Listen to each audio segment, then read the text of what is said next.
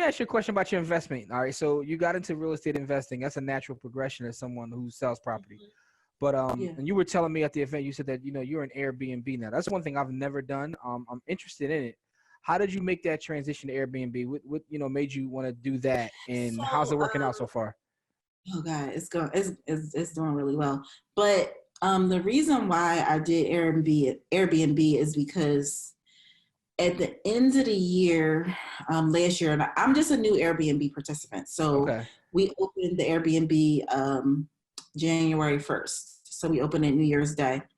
And last year, with the investing, kind of when you do the renovations, I like to do the renovation. When you do that renovation, you kind of give it to the tenant and then you never see it again. And so I just felt like I needed to do something and do a project. And I was able, I'm really blessed to have a lot of good relationships. But one of my best relationships is with the interior designer. Her name is Karan Nicole. And Karan, basically, I text her like, hey, I'm thinking about doing an Airbnb. I need furniture. And she stages and she does a lot of, a lot of interior design stuff. She's a developer and an investor herself. But what she did was she basically let me just learn how to design with her. And so she did most of it. I'll say she did like probably 80%, but she let me learn that 20 because I needed to be able to make it functional. Okay. With an Airbnb, it's not necessarily just having your furniture there. You got to have it so that people, if they want to have a cup of coffee, they got some mugs in the cabinet, or just made it livable for that, for the guests. And so the hospitality thing for me is just really relaxing. It's very, very lucrative, completely lucrative. But it's very relaxing just to kind of make a home for someone. So I have a cleaning service that goes in, and then depending on schedule, I'll go by and I'll make, like, one day I made a towel animal and put it on the bed, like just little touches. Yeah, like you're running your own little hotel. I'm running my own little. But that's a natural progression for you because you came from the property management piece, and now you what's happening is you going back to your roots. I'm going back to my roots, and I swear we've been open. It's like it's 3 months now, right? Mm-hmm. But I've had some craziness already. Had somebody, I don't know if you guys saw my social media, somebody said, yeah, I see your property is in a ducky spot. I'ma just come through my friends, and oh man, that was a crazy time. It was a party. It's just crazy. But other than that, it's really been a rewarding experience. And the profit on it, we're making right now. What I do that may be a little bit different than other Airbnb hosts is that I run my own SEO. I boost my own SEO for my listing. Okay. So, for instance, if somebody is Googling places to stay for the flower show is this week. We're booked. And it's because of the way my SEO is written. I wrote a blog post, and then I'll run maybe like a $5 Facebook ad to target people that are coming in town for the flower show, because I want to be booked.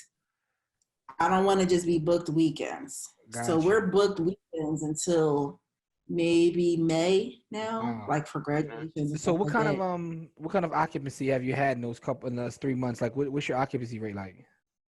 So it's been, if you're talking about for the month, like for February, that was our full first month. We were booked maybe, let me just look. We had a great month last month, okay. But we were booked maybe, I don't know, maybe, I think it was like maybe 18 nights last month. Okay. Nice. And that has, something to do with just making sure that the SEO is popping, because on Airbnb, there's so many places on Airbnb people are still searching for travel on Facebook. So Facebook is really where we run small ads and things like that. So I run that as a separate business. It's not just Airbnb or its own unit. That's why I need to get more, because the SEO, like now I have people that are inboxing. We run a small Instagram page for it. People are inboxing like, oh, it's booked. I wanted to come in this weekend. You know what I mean? So I have to get more units to kind of fill the need. Hold on. So you have a page specifically for your Airbnb unit? Yes, it's called Master Suite Living. Oh, yeah, I saw that. I actually saw that.